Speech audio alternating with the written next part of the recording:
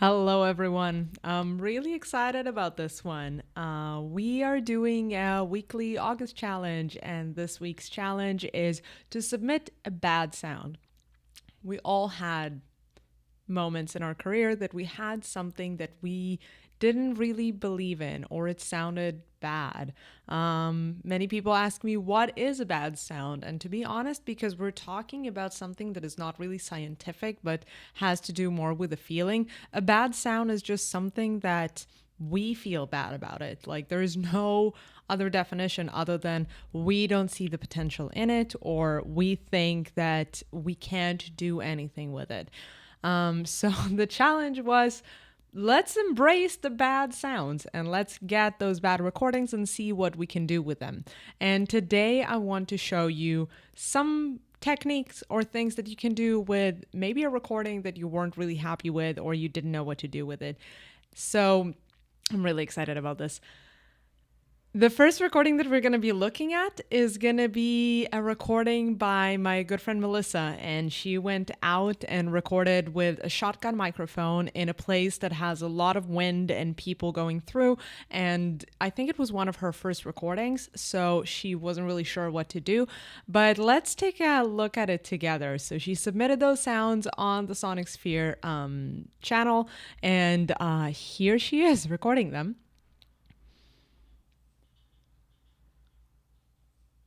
I have to say, I love those videos because they show so much curiosity and just playing around with things and seeing how they sound like. This is honestly great. Melissa, I don't know why you thought that was bad sounds.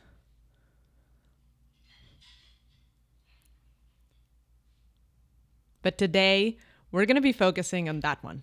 This.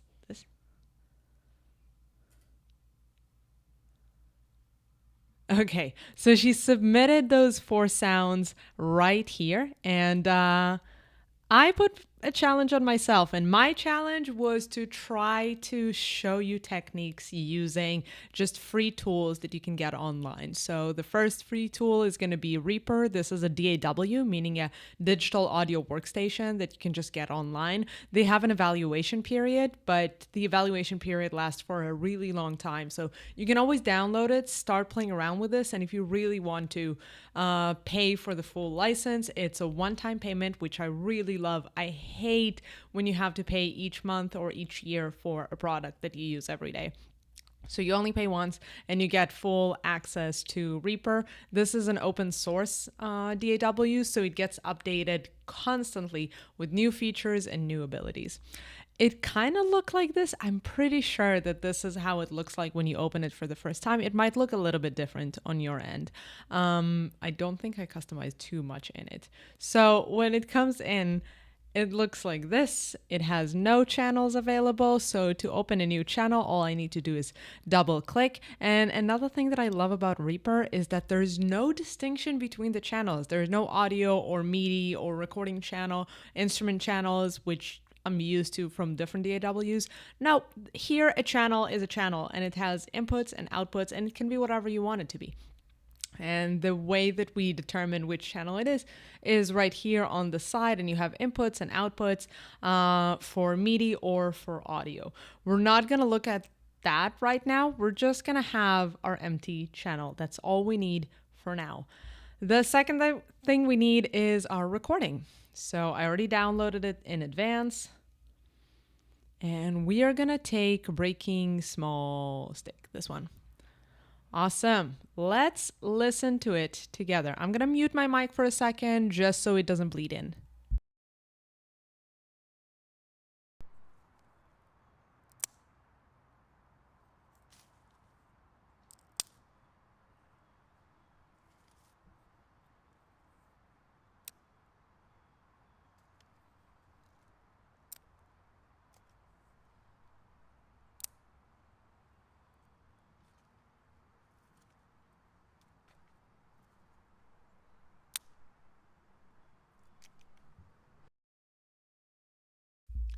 So the first thing that makes it a bad sound is the fact that it's peaking.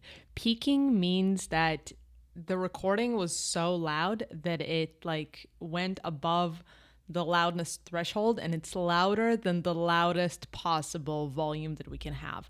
And I know this because I see this like red mark here that tells me that there was something peaking. So if I click on it, it's going to go away. But the second that I play again and it will peak again, I'm going to see that red little line coming back. So I'm going to make this channel smaller and you're going to be able to see that red marking. Everything is fine. There it is. There it is right here. So the first thing that I'm going to do is I'm going to reduce the volume of that channel. And there are a few ways to do that. The first one is to press here on this knob. And the second one, if I want to, I can do it specifically on that clip. I can just reduce it here. I'm not going to do it now. We're just going to reduce it here on the channel itself. And we're going to take it down by about, let's say something like 6 dBs, close to it. 6 dBs minus 6 dBs is taking the volume and turning it down by 2. So every 6 dBs, it's doubling the volume. So if you have, let's say, a fly and the noise of the fly is 1 decibel, 2 flies are going to be 7 decibels because we're adding 6 dBs, meaning doubling the volume. So every 6 dBs, it's just going to take all the sound and turn it down. And now it's not peaking anymore. And actually, now that I think about this, no, I will do this on the clip itself just so you can see the actual change in the track. So I'm gonna put this back on 0. I just double click on things. Every time I want to reset a knob or a fader or like some value that I put, I just double click on it and it puts it back on default, which is 0 at this moment. I'm gonna take the volume here and I'm gonna do the same. I'm gonna take it to -6.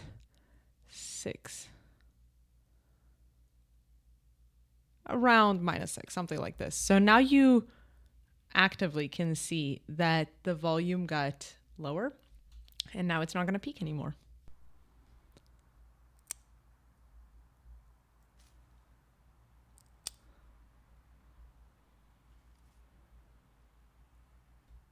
I can actually increase the volume on my computer to hear it a little bit better because now it's quieter.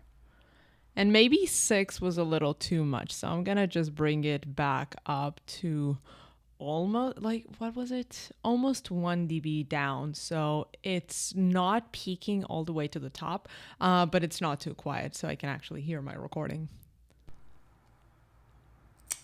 Oh, there we go. And now you see that I don't have this red marking here.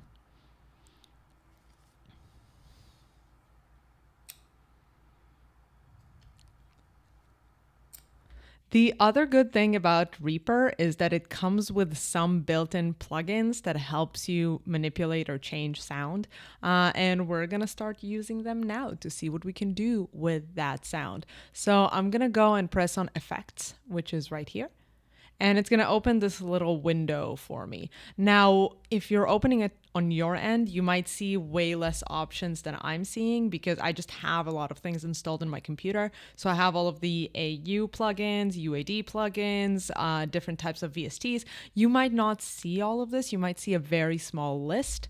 But the one that you should be able to see are the ones that were developed by the team that developed Reaper. And those are going to be under the Cocos plugins. So all of these are Reaper plugins. And all of them are named something. So you know those are Reaper plugins. And we have recast, recomp, recontrol MIDI, redelay. Let's see which one I want to use. Like we can do re-EQ. What else? Regate. I'm just holding control to pick a few of them in the same time. Regate. What else?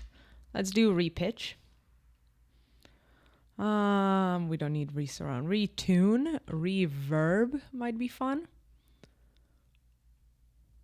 I think that's about it. Maybe resynth. Nah. This is gonna be okay. So I brought all of them in and now I can see them on this like little window on the side. So those are all of the plugins that I brought in and all of them are one after the other here. So I'm not going to use all of them right now. I'm not going to use all of them right now. I'm just going to use one at a time. So I'm going to disable all of them. So they're still here, but none of them are active. And let's start with re-EQ. So an EQ is going to show us the available frequencies, or the ones that are active in the recording. So we have a little bit more insights on what's going on. So I'm only going to enable this one, and let's listen to the recording while looking at our EQ.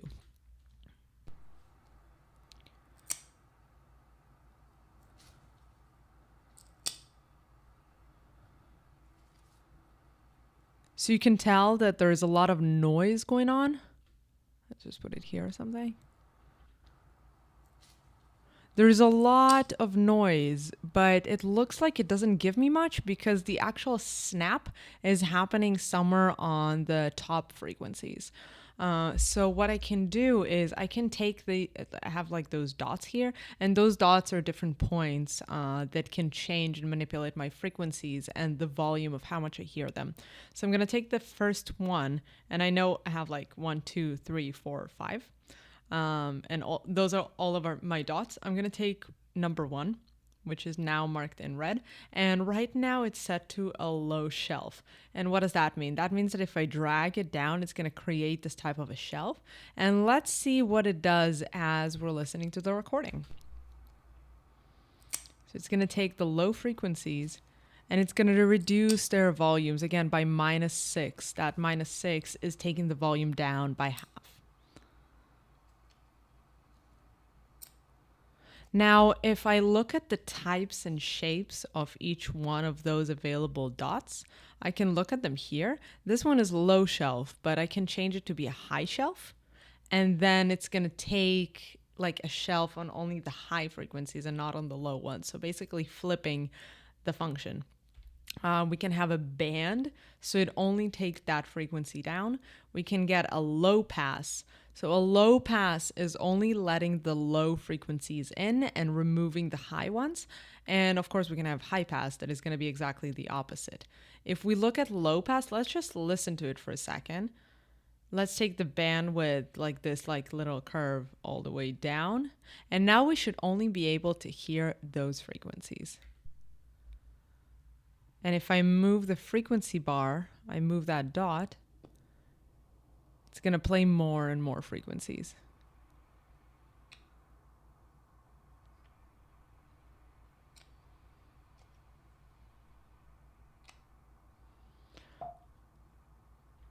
So I can go and isolate that sound, or I can do like, let's do a high pass.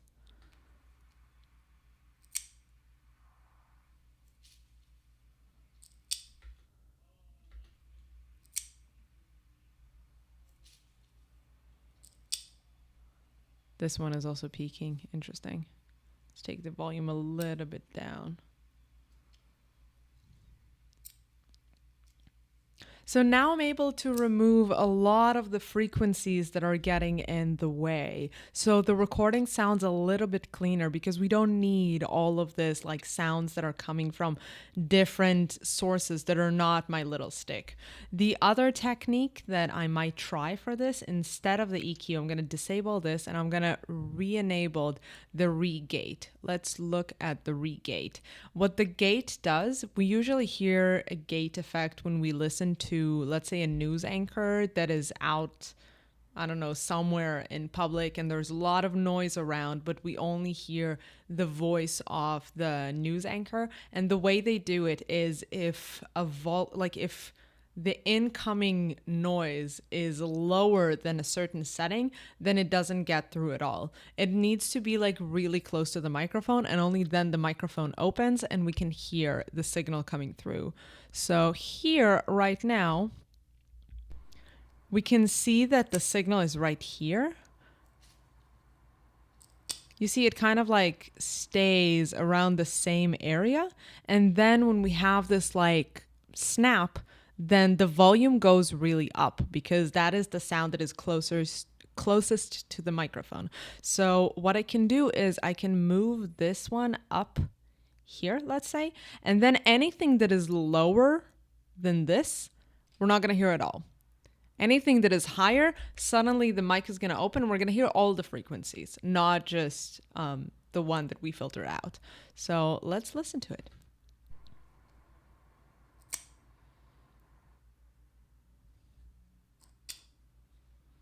Did you hear it?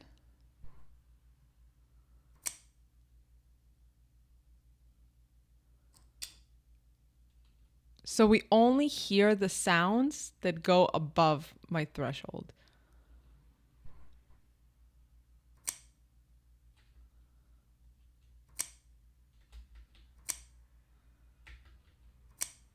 This sounds kind of cool. So here's what I'm going to do. I'm going to cut everything around that sound and we're just going to use one transient like this one. And I don't like that it's like really snapping to the bars because I'm not making music. So when I work on sound design, I usually disable the snapping to a specific bar or beat. And to do that, I just press this like snap, like this magnet icon that is the snap control. And then I can smoothly edit that sound.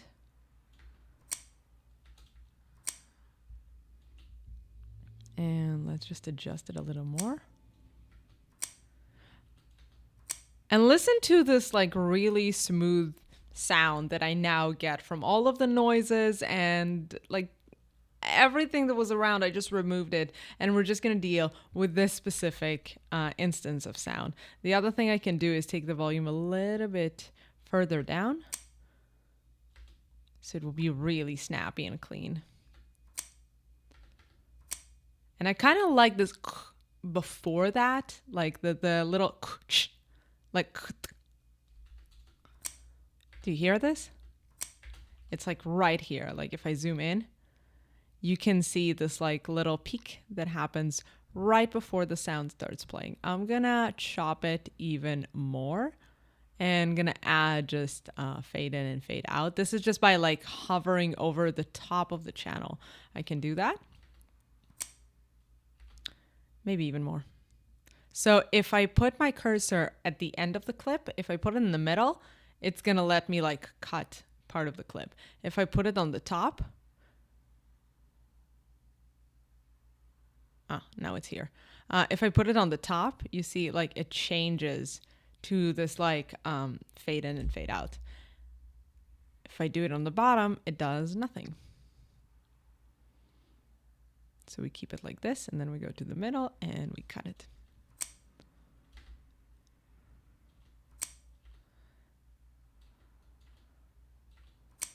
And now what else? Let's add a re-pitch. Let's pitch it. So I'm going to enable the re-pitch plugin, and the re-pitch is just going to take my frequencies and I'm going to move it up or down based on what I want. And in order to test it many times without keep triggering the sound to play with the spacebar, I'm just going to highlight this entire thing and then go here and press loop, and then it's going to loop that clip. So while it's looping, I'm going to hear it many times and I'm able to adjust settings as it's looping.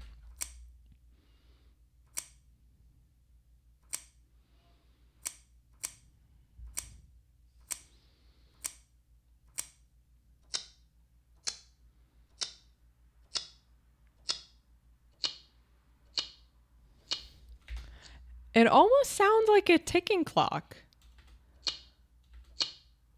Right? Am I the only one hearing it?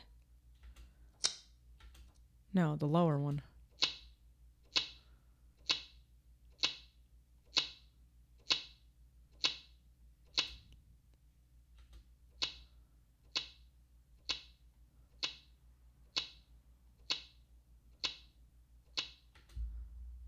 That's cool. That's really, really cool. So here's what I'm going to do.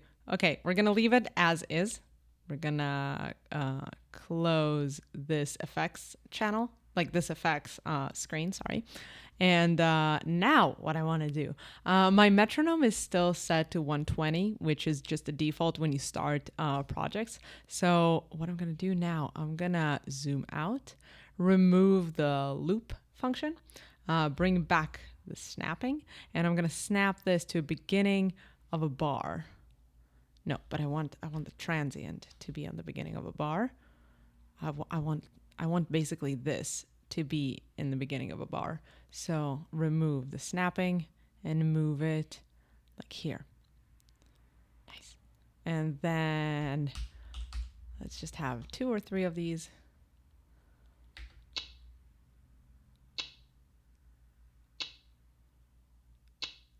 This literally sounds like a clock. Am I imagining things?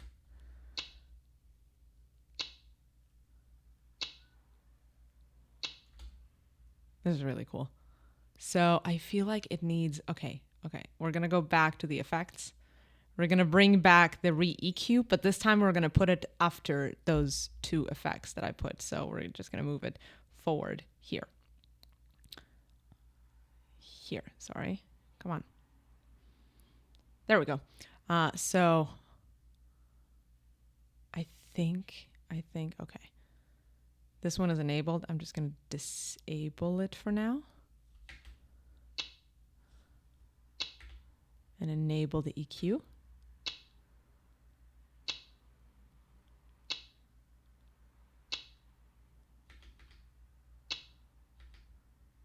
And let's just listen to some of the frequencies.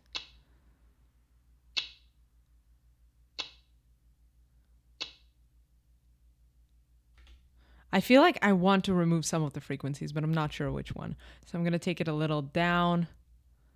And then I'm going to change, where is it? Not the gain, but the bandwidth. So I'm going to make it a lot narrower. And then I'm going to take it up, up like this.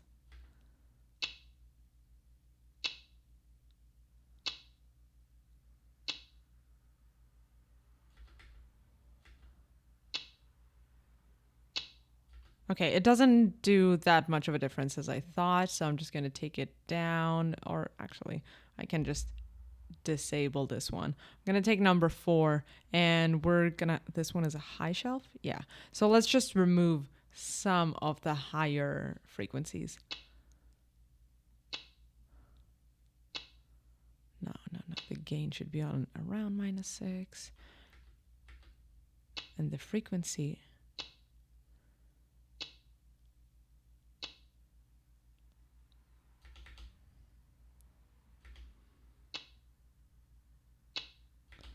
This sounds pretty good. This actually sounds like a clock. So the only thing is, like, it's just a repetition of the same recording again and again. So it doesn't sound really realistic. So what I want to do is just enable a little bit of movement so it doesn't all sound exactly the same, so our brain doesn't realize that it's just the same recording. So what I'm going to do is I'm going to create an automation. So I'm going to close this window, and then I'm going to go to trim, and trim helps me like change things over time. You're going to see it in a second. So I'm going to press trim, and there's a lot going on here. But if you look at each one of them, those are different categories. So the first categories are just things that you can change on the like track level. So this is like the volume, the panning. And then if you look here, it says regate. So this is allowing us to change things from the regate. Like if I look at my effects, here are my trims. So regate. And this just gives me like all of the options here, but it just gives me them as like a list. So we don't want the regate, we want the re-pitch. So in the re-pitch, well, we change it here to -13 semitones, but I feel like if we change a little bit the shifts,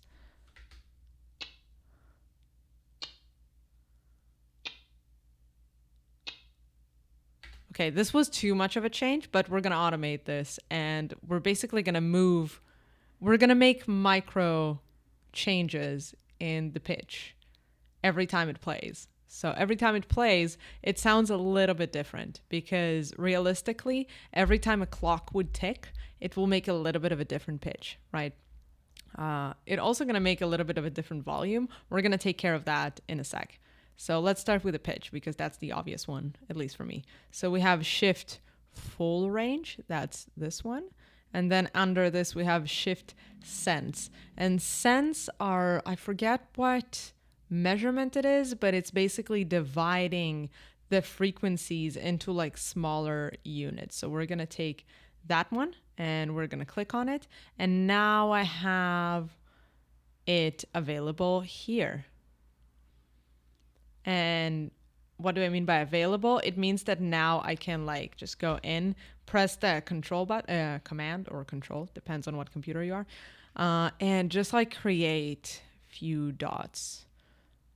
And yeah, I can take it up or I can take it down. I can do whatever I want with this. And then I can go in and I can simply change the values a little bit up, a little bit down on each one of those recordings. If I want to remove one of those dots, I believe the double click would let me do that.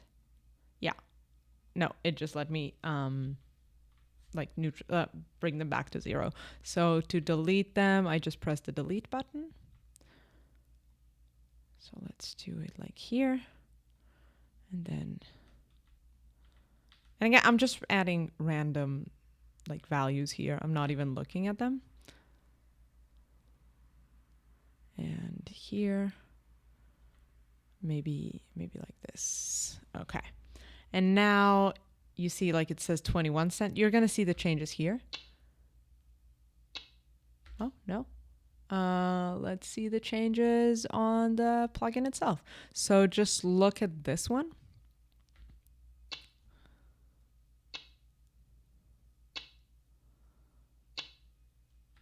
Okay, so we have a change in cent. It's such a tiny change that it's going to be hard to parse it, but basically it's going to remove the ability of our brain to patternize this and turn it into, like, figure out that it's the same sound. We just want to add a little bit more variations to it to make it real.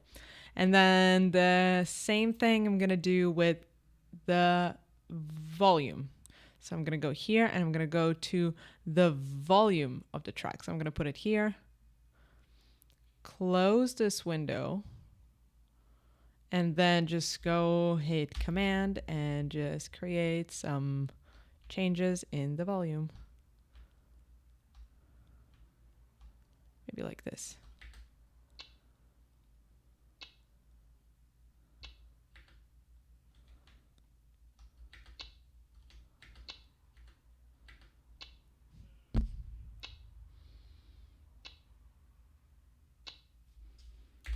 And the last thing that I'm going to add is just a little bit of reverb because the sound is now a little too dry because we removed everything using the gate in the beginning. So if something is too quiet, it would just not come through. So we do want that like nice little tail that tells us that this is in a physical place.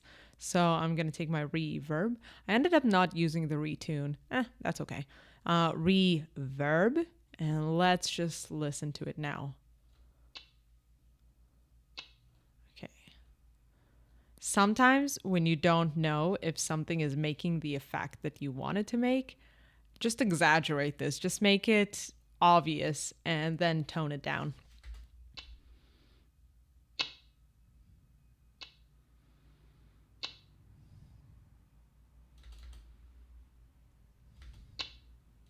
Let's see, do I have presets?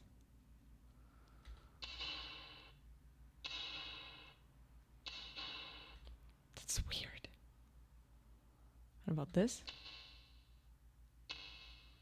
Okay, no presets. Reset.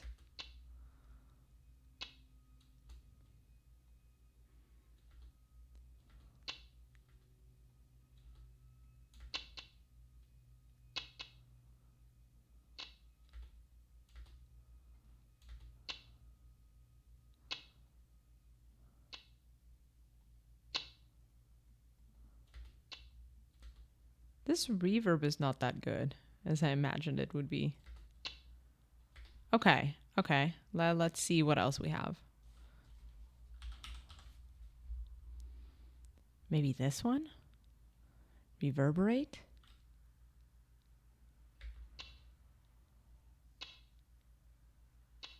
That sounds a lot better, but okay, let's see. Okay, room size.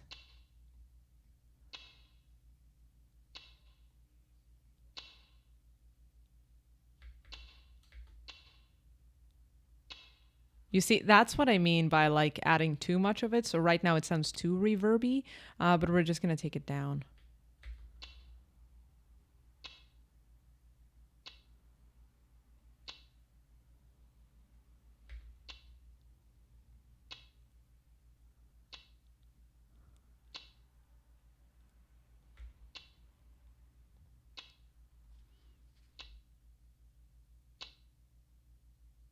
I don't know about the reverb. It actually sounds not that bad without the reverb, and I don't know, the reverb just doesn't play nicely today. Anyway, we got a clock sound.